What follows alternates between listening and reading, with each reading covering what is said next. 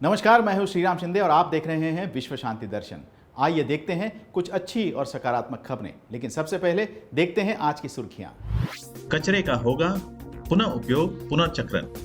Agra metro में होंगे arch girders. Bihar की पहली पैरासेलिंग सुविधा। गंगा के किनारे होंगे हरे भरे। पटना में होगी smart parking.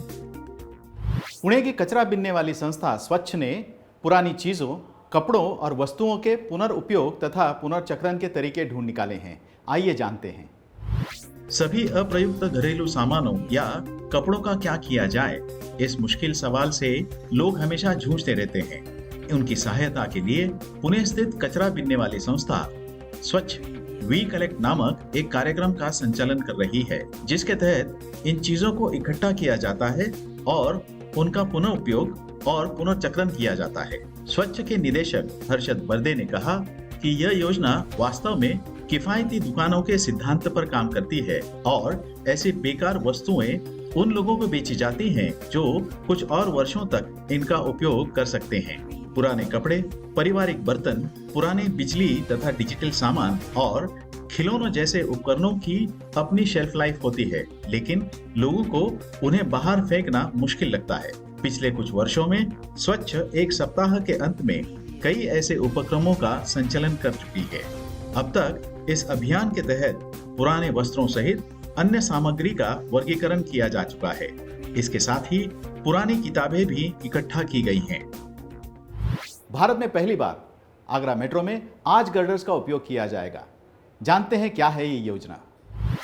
Agra metro rail Bharat का पहला मेट्रो ट्रांजिट सिस्टम है जहां आर्च गर्डर्स का उपयोग किया जा रहा है। आर्च गर्डर्स प्री कास्ट होते हैं और हाइड्रोलिक क्रेन की सहायता से एलिवेटेड सेक्शन के खंभों पर लगाए जाते हैं। इसका उपयोग क्रॉसओवर को देखने के लिए किया जाता है। यूपीएमआरसी प्रमुख कुमार केशव ने बताया कि भारत में पहली बार यह बिल्कुल नया तरीका इस्तेमाल किया जा रहा है। आगरा फतेहाबाद स्ट्रीट पर 273 करोड़ रुपए की लागत से 3 मेट्रो स्टेशन का निर्माण किया जाएगा। आगरा मेट्रो मिशन के निदेशक अरविंद राय ने कहा कि तीनों स्टेशनों को दिसंबर 2022 तक पूरा कर लिया जाएगा। सिकंदरा और ताजमहल ईस्ट गेट के बीच 14 किलोमीटर लंबे ट्रैक पर 13 स्टेशन होंगे, जबकि अब तक 4 स्टेशन पूरे होने के अंतिम चरण में हैं। बिहार का अम्बावन झील पैरासेलिंग की पहली सुविधा के लिए तैयार है। जानते हैं ये पूरी खबर। बिहार में पहली बार पश्चिम चंपारण जिला राष्ट्रीय राजमार्ग के पास अम्बावन झील में पैरासेलिंग और अन्य साहसिक जल क्रीड़ा शुरू करने की योजना है।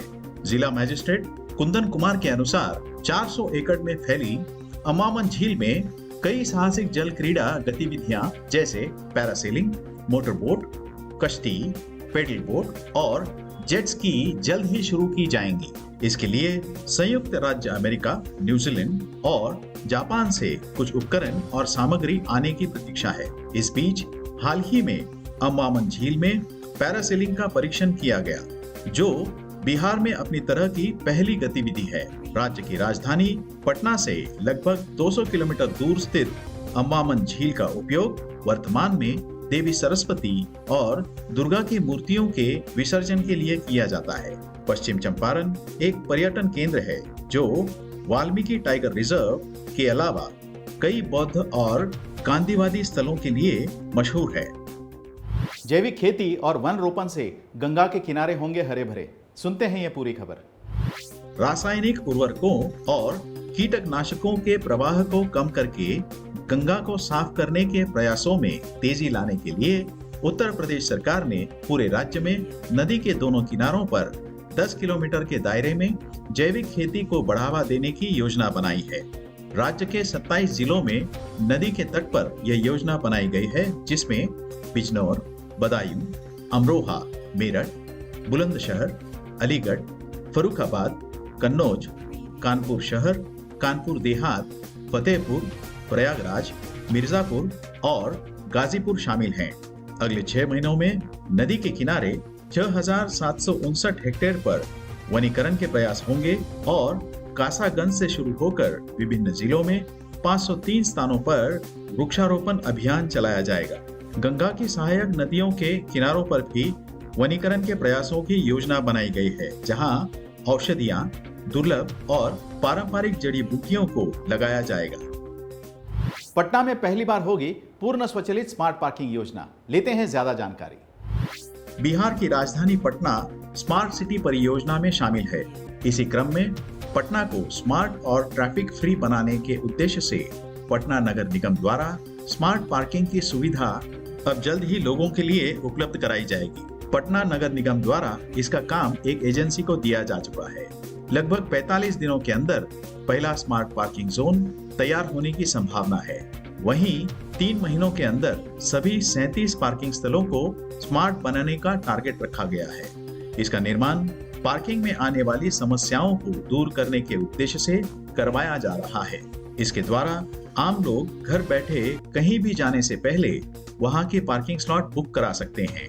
Cashless online payment, live tracking जैसे कई अत्याधुनिक सुविधाओं के साथ लैस होगी ये parking. Boom barrier, sensor, app द्वारा बुकिंग, लाइव ट्रैकिंग, इलेक्ट्रिक वाहनों के लिए चार्जिंग पॉइंट, ऐसी कई सुविधाएं इस स्मार्ट पार्किंग में लोगों को उपलब्ध कराई जाएंगी। इसी के साथ आज के न्यूज मैगजीन में यहीं पर रुकते हैं। देखते रहिए विश्व शांति दर्शन। धन्यवाद।